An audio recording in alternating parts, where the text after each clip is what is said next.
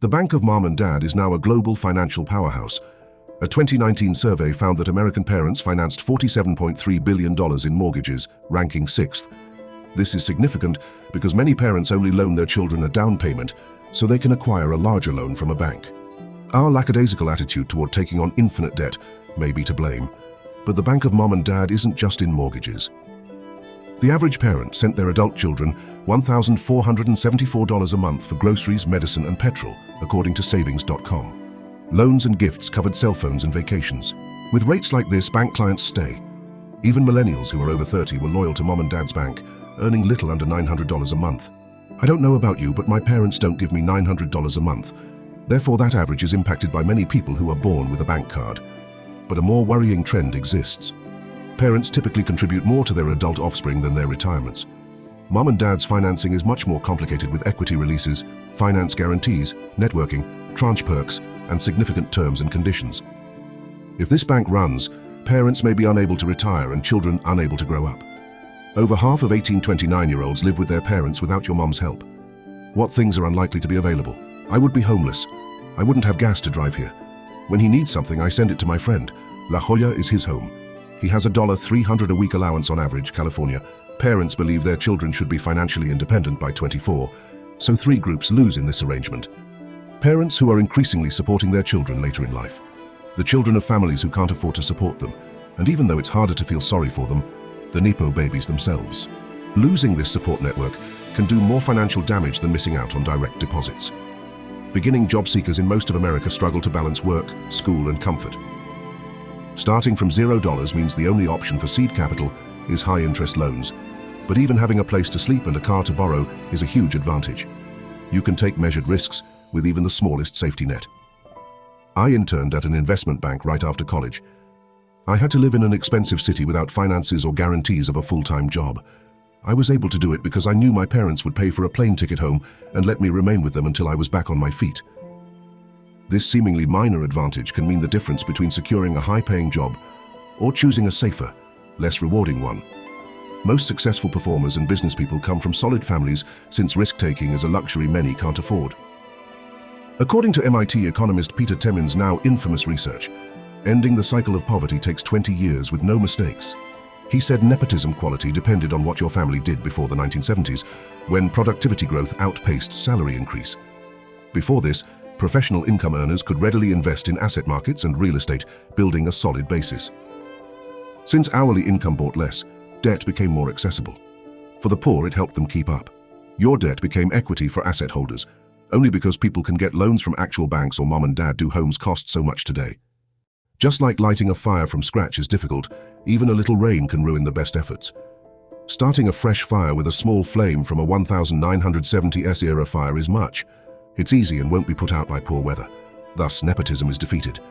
That's certainly not surprising, but the real issue is what this has covered up so far.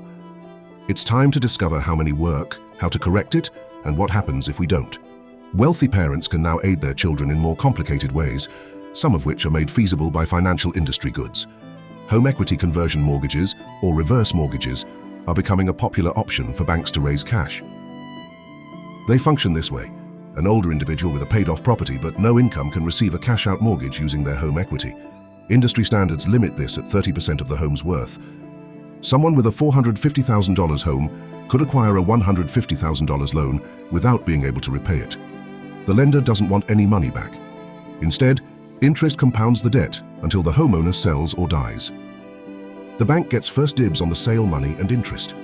In 2002-2008, home equity was used to pay luxurious lifestyles and invest in other properties, making these products attractive. Although reverse mortgages are still less popular than they were back then due to tighter regulations, they are still creeping back and now represent more borrowing overall because houses are more expensive. The financial sector loves these loans because they have higher rates and fees than normal home mortgages because they are more personalized. Despite these issues, they are gaining popularity again for 2 reasons. First, people need money. The Fed reports that even those with a lifetime of assets still have most of their wealth in their family home. Living expenses have gotten worse for old age services, and you can't sell a section of your home like a stock portfolio. Again. The second reason these loans are becoming more common is that parents are refinancing their homes and giving their kids cash as an early inheritance. Banks like Merrill have planning teams for this fast-growing trend. To be fair to families with the assets, there are three major benefits to doing it this way. The first is that they can watch their offspring enjoying their money rather than wondering what they will do with it when they die. And there are more pragmatic reasons. Young adults' money will have a greater impact on opportunities than a larger bequest. The average inheritance age is 51, which is roughly the average life expectancy minus the average childbearing age. With an aging population, asset transfers are happening later and later, instead of in the early 40s. A University of Pennsylvania poll indicated that later life inheritors received more money since their parents had more time to build wealth. However, too long and it declines again since old age care is expensive. If you're planning, early 60s is ideal. I'm joking, but that same survey indicated that 70% would prefer earn $250,000 at 30 than $1 million at 50. Early cash injections can help you buy your first house, pay off student loans, and budget for a family. If you save and invest well, a windfall later in life should make life even better. Naturally, many people can't handle a large monetary infusion. According to internal statistics from a large financial advisory firm, major inheritance receivers took 19 days to buy a new car.